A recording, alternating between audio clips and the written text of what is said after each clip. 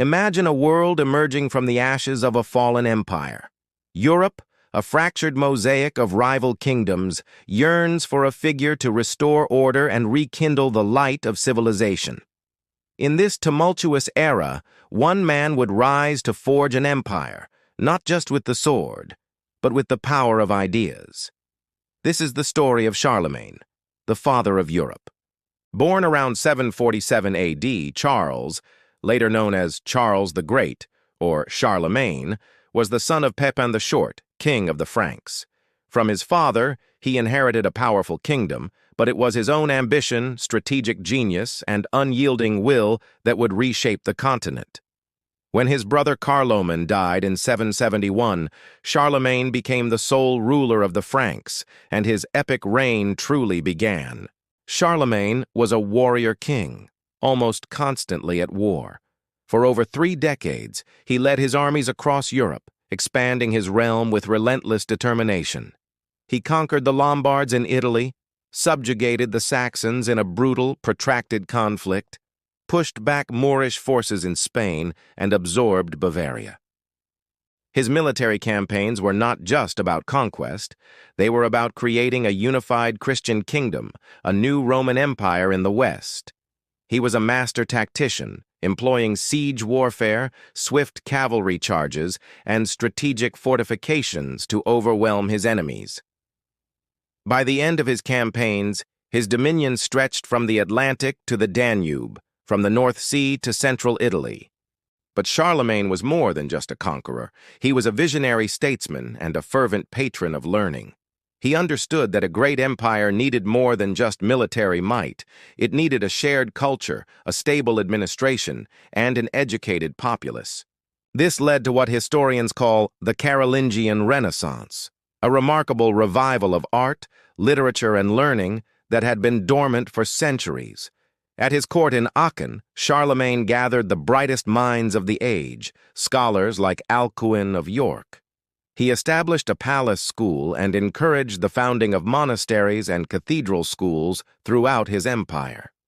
These centers of learning became vital for preserving ancient texts. Scribes meticulously copied classical Roman works and religious manuscripts, ensuring their survival for future generations. It was during this time that a new, clearer script was developed, Carolingian minuscule. This script introduced lowercase letters, spaces between words, and punctuation, making texts easier to read and write. It's the direct ancestor of the fonts we use today. Think about that. Every time you read a book or a website, you're benefiting from an innovation sparked by Charlemagne's vision. Charlemagne was also a brilliant administrator. He standardized currency, introducing a new silver coin, the denier, which facilitated trade across his vast empire.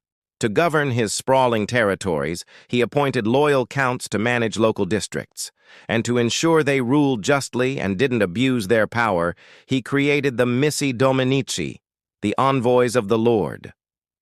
These pairs of officials, one a clergyman and one a layman, traveled the empire, acting as the king's eyes and ears, holding court, checking on local administration, and reporting directly back to Charlemagne. It was a sophisticated system of checks and balances that helped unify the diverse regions under his control. His devotion to the Christian faith was the bedrock of his rule. He saw himself as a protector of the church and worked closely with the papacy. This relationship reached its zenith on Christmas Day in the year 800. While Charlemagne was kneeling in prayer at St. Peter's Basilica in Rome, Pope Leo III placed a crown on his head and proclaimed him Emperor of the Romans. This momentous event was a profound statement. It resurrected the idea of a Western Roman Empire, formally linking the power of the Frankish king with the legacy of Rome and the authority of the Church.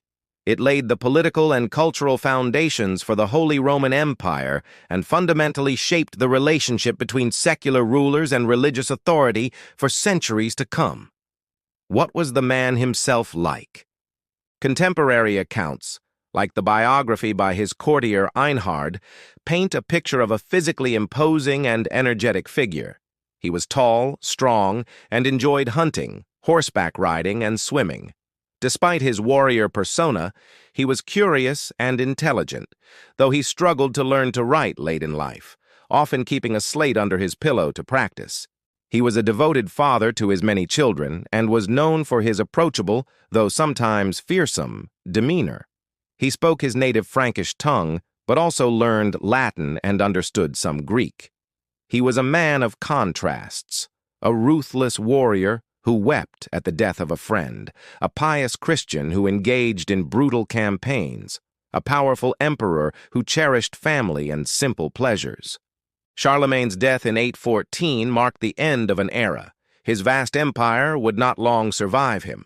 It was divided among his grandsons by the Treaty of Verdun in 843, fracturing into kingdoms that would eventually evolve into modern-day France, Germany, and Italy. Yet, his legacy was indestructible. He had pulled Europe out of the so-called Dark Ages, creating a new sense of common identity. He revived education, reformed the economy, and established a model of governance that would influence European statecraft for 1,000 years. The idea of a unified Europe, the dream of a shared culture and common purpose, owes an immense debt to this one remarkable man. He was a warrior, a scholar, an emperor, and a visionary.